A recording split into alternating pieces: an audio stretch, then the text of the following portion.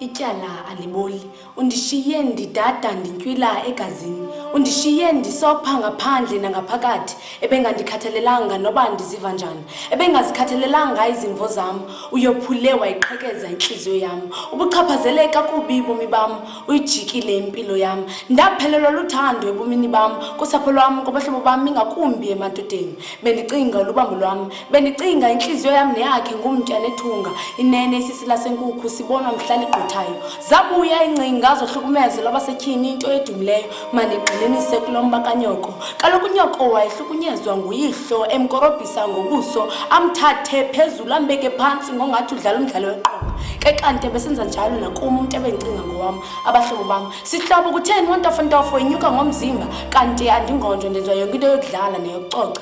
Khumbule sozizibone xa lixhoba lokuhlukunyezwa bendimane ndisithi uzawutshintsha. Kaloku ithemba lelizakha lisenyuka kunjalo nakuleyo ngonjo. Kaloku ndabamba leyo kuba kulahlwa mbeleko ngakufelwa kanti bendiyakuzinabelisa uqoqo.